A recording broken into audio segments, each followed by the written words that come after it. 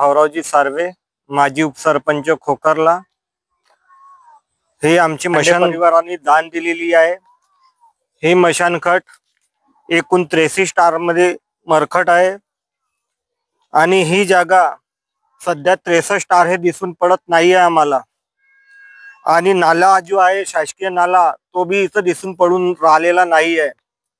आणि ह्या जो लॉन आहे हा लॉन फक्त 24 ह्या दीपक समर्थ नामक जो व्यक्ती आहे त्याच्या नावाने रजिस्टर्ड जी जागा आहे फक्त 24 आर आहे। आणि 24 आरच्या बावजूद इथं आम्ही आता जागा कमीत कमी 1 ते 1.5 एकराच्या वरून दिसून येत आहे, निदर्शनात येत आहे। पण ही जागा आलेली कुठून आणि ही जागा यांनी कशी आणलेली आहे? त्या गटामध्ये कुठलाही असा 7/12 दीपक समर्थ यांच्या फक्त 24 आर ही जागा दिसून निदर्शनात दिसून येऊन राहिली। आणि कुठल्या प्रकारच्या त्या गटामध्ये दीपक समर्थ ह्या व्यक्तीच्या दुसरा 7/12 दिसून येत नाही आणि त्या गटामध्ये जागा शिल्लकही दिसून येत नाही। हा धांडे परिवाराच्या 4.49 हा 121 नंबरचा जो गट आहे 4.49 हा गट आहे। आणि ह्या 4.49 मध्ये पूर्ण आकार फोड झालेली आहे। त्यांची फेरफार पंजी आम्ही बघितली, त्याच्यामध्ये फक्त दीपक समर्थ यांच्या नावानं फक्त 24 आर हे जागा रजिस्टर झालेली आहे।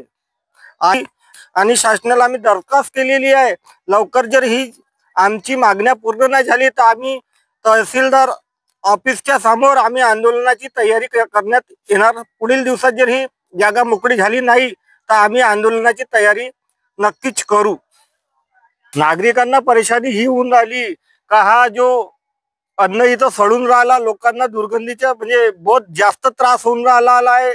आणि लोकांनी हेल्थ डिपार्टमेंट यांना तक्रार भी केली आहे, अन्न सडून इथं आम्ही उभे राहू शकत नाही, खूप जास्त वास येऊन राहिली, एवढा प्रदूषित झाला। हा पूर्ण वेस्टेज जो माल आहे, मटेरियल जो सडलेला अन्न आहे हा नाल्यामध्ये इथं टाकत आहे आणि एवढी दुर्गंध फैलली आहे, लोक एवढे त्रासलेले आहेत, कंटाळलेले आहेत आणि लोकांनी बी खूप तक्रारी केली। पण हा आतापर्यंत याच्या कुठल्याही अधिकाऱ्याने येऊन नाही बघितला, काही नाही बघितला, कुठले अधिकारी येऊन काही स्पॉट पंचनामा नाही केला, काही नाही केला।